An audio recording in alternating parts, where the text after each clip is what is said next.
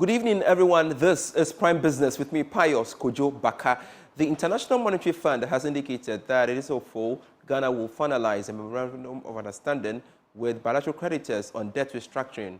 Now, Ghana has secured a deal with these creditors with a formal statement expected soon. Responding to a question posed by Joy Business during the Africa Regional Report in Washington, D.C., Africa Department boss Abebe Selassie said they are aware of some significant progress being made on the deal. MOU with bilateral creditors, but we know that there have been intense discussions in recent weeks, and those are continuing, and we're very hopeful that there will be agreement with bilateral official creditors. To be clear, they have provided financing assurances, though, and that remains in effect, and so we're not envisaging that it will be an issue for our ability to conclude the next review and provide the disbursement that's pending. As we noted, we've reached staff level agreement, and that's by far the most important component for the review. With respect to commercial creditors, I think we are grateful that the government shared with us some of the terms that are under consideration. Staff has provided an input on whether these terms were consistent with program parameters, and the government has decided that they would not pursue this deal just yet. Again, I think we're very hopeful that there will be movement and that they can reach agreement consistent with the program parameters, helping lower Ghana's debt burden at the right level and avoiding, of course, people of Ghana having to make too much sacrifice. Meanwhile, Associate Professor of Economics Patrick Isumeng is hopeful Ghana will secure an MOU with its bilateral creditors in May following the significant progress made so far with regards to the restructuring of the debt. He tells Joy Business, although Ghana is close to getting a deal, securing an MOU is more critical to unlock the $360 million. I mean, when you hear the comments coming from both the IMF and the government side, you get a sense that we are very close and that probably most likely in May, whenever there's an IMF board meeting, you get the sense that by then the MOU would have been signed and Ghana will be ready to submit the second SLA. Then there's no time to jubilate yet until we get that official communication or MOU from both parties, right? It's never time to jubilate as far as, as long as we are in this program. I think from the IMF point of view, we've made a lot of progress. And the indicators clearly, the macro indicators show that we've made progress. But I think you and I will agree that, ordinary Ghanaians wouldn't feel that kind of progress. So, yes, but in terms of the program, and what the program wants to achieve and the indicators, yes, it's going to be good progress for the program because then more release will come. Don't forget that in recent times, the cedi has become wobbly. It's become extremely weak after holding up rather well last year. Now it's beginning to show signs of trouble. So I think having all those agreements and having those additional releases will be very helpful. Now, the Ghana-Canada Chamber of Commerce says its members are being affected by the exchange rate volatility. They say an urgent move is needed to address the challenge. The Chamber's new president, Linda Vasnani, is calling for partnership from banks to push their businesses. She spoke to Joy Business at the annual general meeting of the Chamber. The Chamber urged local banks to support businesses in project financing. Linda Vasnani explained that this is key to supporting businesses to take advantage of other foreign markets to support the economy. There are a few pressing issues. The first one is the exchange rate. We all know that the exchange rate has really affected businesses and it's affected the price of things in general. And so the exchange rate is one thing. The other thing that has really affected us is that it would be good to get more support from the banks. Okay, a lot of the banks in Ghana, they don't do project financing. And so it would be good if we can collaborate with the banks, do project financing, just to take our businesses to the other level. Because if you look at a lot of multinational companies in Ghana, they get financing at things like 3% from other countries. And we can't, as local companies, compete with that.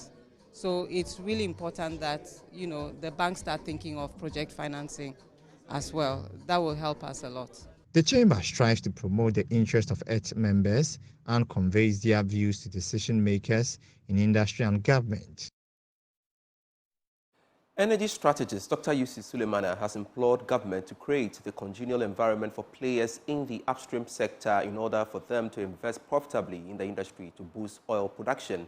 His concern follows Fitch's prediction that Ghana's oil production is expected to rebound in 2024 with an anticipated increase of 5%, mainly driven by Tullow Oil's extensive drilling campaign at Jubilee and Chidibua and Nyirantumi fields. Speaking to Joy Business on the matter, Dr. Sulemana urged government to do more in the downstream sector to minimize the impact of the geopolitical tension on consumers. The upstream and downstream, let's say for oil production, that's when we come to us. I think we need to be able to ramp up our investment. I always believe that where the hydrocarbons come to stay, it will stay with us for foreseeable future, regardless of the upset in renewables. If you look at the amount of investment that is actually going to oil and gas now, it's massive. Because renewable, they had opportunity somewhere 2021, 2022 after COVID, and the kind of trillions of dollars that were poured into, unfortunately, it didn't pay back the way investors wanted it to be. So a lot of them began diversifying back to oil and gas. So yes, I don't think our players, and this goes to Tullow and then ENI, they don't have any excuse not to invest. They should invest and invest profitable. And then secondly, also with respect to our government and then Tullow, and then the players, we have to ensure that we create an enabling environment for that investment to be done, especially the FID. Right. There's no circumstance should we delay these FIDs. That delays oil productions also. So in the upstream, that's what we can do. But the downstream, there's a lot we can do in the downstream, especially we will need a refinery, of course, to have a buffer to be able to help us in when these geopolitical tensions crop up. Chief Executive Officer of Consolidated Shipping Agencies, Dr. McDonald Vasnani, has emphasized the importance of having proper documentation for seamless trade and collaboration between Ghana and Germany. According to Vasnani, adherence to industry standards is vital for mutual economic progress for both countries. He shared these insights with Joy Business during the Ghanaian-German Economic Association's Meet the Government series in Accra.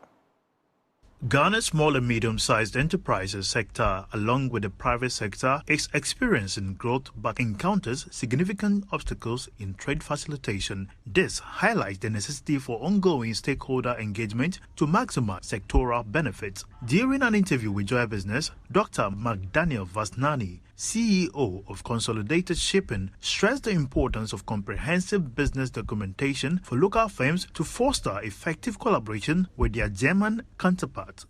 Local businesses are still suffering, trying to match up with the complexity of documentation, processing, and export. So that is a very difficult thing at the moment. But we believe that we've made a headway, getting the institutions to now make their websites available and make the opportunities for people to have a desk to be able to talk to. We believe that this is a better opportunity for them. Look, the industry is open to everybody, so we should all take advantage of it. It's good to have the website and everything and understand what it is. Compliance for me is very key here. If we do not have the right opportunities, we cannot make it work. The Africa Continental Free Trade Area still offers enormous leverage for businesses in terms of tariff reduction. The plan is, for Africans to trade amongst each others, but with a preference. That means the tariff that you apply or the tariff that you pay will be gradually reduced to zero. So that means that is why we say as a vision, FCFTA is there to create a single African market. That means as if we have just only one border, and all these tariffs, which are mostly restrictive on border, will just go away through time. The business forum was organized by the Ghanaian-German Economic Association in collaboration with the International Trade Center Netherlands Trust Fund V project and was on the theme Meet the Government Series 2024. In more business news, the Public Procurement Authority says it is poised to ensure transparency through the reduction of human element in Ghana's procurement processes. Deputy Chief Executive Officer Kwame Prempeh said the authority will further explore areas to ensure a paperless system, and of course there will not be need for the traditional printouts of tender documents. He spoke to Joy Business at a workshop for some suppliers. The training was part of the Public Procurement Authority effort in ensuring fairness and deepening relationship with the private sector suppliers to do business with government. According to the Deputy CEO of PPA, with the introduction of the GANEPS, procurement processes has become paperless to support the authority's operations. Today was about the training of the suppliers. Now, when we say suppliers within the procurement environment, we are talking about the consultants, the contractors, and also the usual suppliers of goods to the public sector. So we're here training them on the use of the Ghana Electronic Procurement System, which started in November 2019 with the implementation. So far, we've rolled the system out to all government entities. And as government entities are using it, we need the private sector to also be knowledgeable on the system so that they can continue to serve the public sector. Because once a tender has been published, it's the private sector that will respond to it and provide the goods and services to government. So that's why we've gathered here today to ensure that they are well trained on the system and they'll be able to continue to do business with government. Some of the benefits of the system is that it's increasing transparency within the procurement space. For suppliers that are gathered here today, it is also going to reduce the cost of doing business with government. For example, the tenders will be available for download on the system. The participants were from various sectors of the economy and across the 16 regions in Ghana. Take advantage of resources and the support available to you to build a bright future for yourselves, and never underestimate the power of hard work and perseverance. These are the words of President Akufo-Addo to the youth and students of the LFIA Jacques Prévert de Accra. Speaking at the school's 60th anniversary launch in Accra, President Akufo-Addo reaffirmed his commitment to make Ghana's youth the best on the continent through education. More in this report. The LFIA has been training students in modern technology and providing bilingual education for the past 60 years. It is one of the French accredited education centers in Ghana. As it marks its 60th anniversary, it is hoping to expand to meet the growing demand of modern education in Ghana. Guest of honor, President Akufo-Addo urged students to work hard as resources are available to ensure their future livelihoods. The knowledge and skills you acquire during your time, the Lycée Français, will serve as the foundation for your future success. I urge you to study hard, immerse yourself in your studies, and strive for excellence in everything you do. Take advantage of the resources and support available to you, and never underestimate the power of hard work and perseverance. Ladies and gentlemen, the goal of government is to ensure that we live in a bilingual Ghana, where both French and English are spoken, together with our own indigenous languages. Board member of the school, Enyonam Dagadu, told journalists that the moment has come for all interested in working with international communities to take advantage of the bilingual courses to enhance their skills. I mean, added language is an advantage to anybody. Look at Ghana, we're situated in a continent where we are surrounded by francophone countries totally. If we were to go east, west, north, all we would hear is French. So it's important for us. It opens up so much opportunities for them in terms of where they can go to school, in terms of where they can work, etc. So it's an important thing to be able to speak an added language. Principal of the school, Catherine Doa, is confident that the school's relationship with international partners would give them exposure on the global scene. I've always 100% of people who succeed in the final certificate, which is becoming now the Baccalauréat Français International, BFI, so that all students can go in universities like UK or also USA, Canada, without any admission test, because there are partnerships within France and those universities. The president used the occasion to tout government's resolve to allocate more funds to train multilingual professionals in the country. You're still watching Prime Business. Security solutions provider Virtual Security Africa is urging businesses to invest in electronic security solutions as it launches a showroom in the Ashanti region. The company believes security systems are necessary to safeguard assets and deter burglars from entering into properties. There is more in this report. Virtual Security Africa has its new showroom at Santasi TUC in Kumasi. Speaking at the official opening of the showroom, the Director of Sales and Marketing noted the organization is committed in enhancing security at homes and businesses through its modern security gadgets.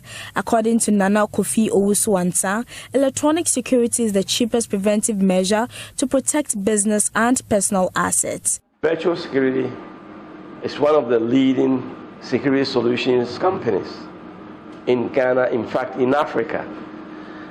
We would like as many as may want their projects, their investments and assets protected. Security is everything. In this day and age, every company needs to protect its assets, especially its employees and their investments. You also have to protect these assets against unforeseen emergencies. Nana Kofi Ansah revealed the company has plans of expanding its showrooms and offices to other regions. And this is an expansion to serve the middle belt. But we also have plans to expand to the other regions which have not been directly captured under our branches. So we intend to open other offices in some of the other regions. As a matter of fact, we've even gone international. We've been to Liberia and do some work there. Sales, Marketing and Communication Executive Esther Abuajiwa explained some promotional packages customers will enjoy. The promotion we are running now, if you purchase any camera system, whether a 4-channel, an 8-channel or 16-channel, we give you either the GSM alarm system for free or the video intercom system for free. And then with the promotion, the promotion is also open for payment plans. We are on promotion, we are giving you free gadgets, and we are also giving you a payment plan up to 6 months, 3 to 6 months. You can pay a certain percentage, and when we are through with you, you pay the rest in installments. As part of the launch, the company donated food items to Cherub's Children's Home. For Joy News, Anita Sewa Ajugan reporting. The National Health Insurance Authority has resolved to improve healthcare delivery. Speaking to Joy Business, Deputy Chief Executive Officer of the authority, Yapokwa Baden, noted that the collaboration with the Korea Foundation for International Healthcare and the University of Ghana Business School will deepen policy and enhance the skill set to health practitioners. She spoke at the second cohort training of the NHIA staff.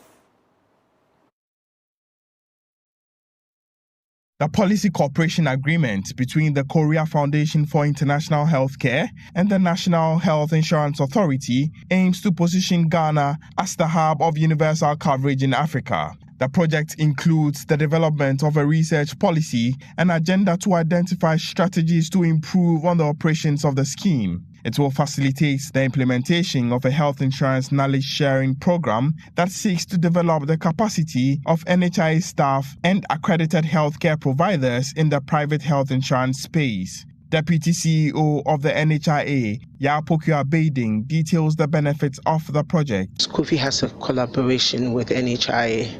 Since 2013, it has helped NHIA in our claims management process, in our membership drive, also capacity building, and also in research. And I must say that we have trained over 80 staff in data analysis, and that's been through the help of Kofi. Again, what we have done is that through Kofi, we have had a joint collaboration with the University of Ghana Business School, for which we have developed an MOU with them for the Health Insurance Knowledge Sharing Center. So there was a first cohort that was trained in comparative health insurance. We had staff from NHIS and then visitors coming from Ethiopia. Francis Asensu-Boedi is the Director for Research and Policy Evaluation at the National Health Insurance Authority. So for this particular model, which is health policy analysis, we are organizing training for about 50 staff of the NHIA drawn from the districts,